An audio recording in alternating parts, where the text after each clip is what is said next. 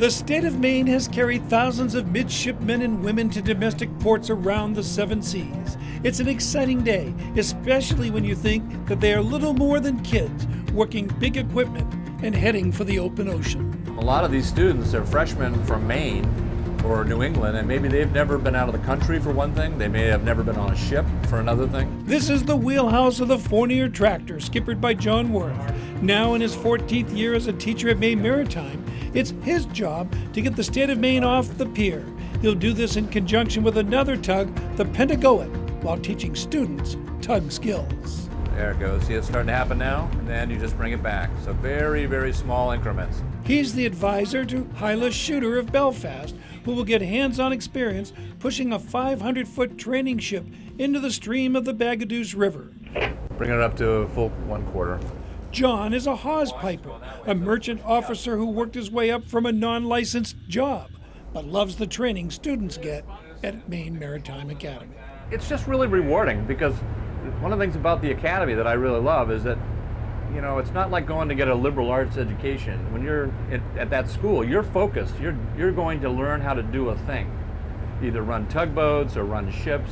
John got into tugging back in the 80s when he was looking for winter work to complement his summer business, which was owning a Maine windjammer. He ended up owning a tug business and then teaching tug and barge at the academy. He loves the Fournier tractor because its propulsion units can rotate 360 degrees, putting the tug where the captain wants it, with as much thrust as he needs. Like when you're working a ship, you really want to stay at 90 degrees. Well, this boat has no problem doing that, because you've got one drive that you can use to stay at 90. And then when it's time for you to do the important job of pulling them off, you just turn those drives around, and it's just, you can pull out exactly the way the pilot wants you to pull. The tractor, known as a Z-boat, takes the bow. The Pentagoet works the stern. When the current is right, they slowly tug the ship away from the pier. Then the Z-boat pushes the bow all the way around so that the mighty vessel is away. It's a satisfying moment for the tug crew and a memorable moment for those with midshipmen and women on the state of Maine.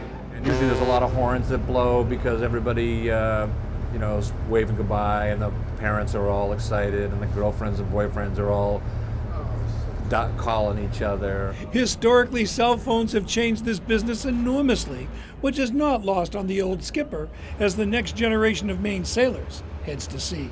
The thing that changed my life the biggest, though, was cell phones. Because back in the early 80s, if you had a tugboat job, you had to stay home and wait for the phone. A lot about the industry has changed, but not the tug of the sea that brings students to Maine Maritime Academy. Because it's so awesome. It's the dream. Like, what more do you want? Go out, work on the water. It's paradise. John Worth feels it so. After 14 years at MMA, he's retiring, and he plans to go cruising.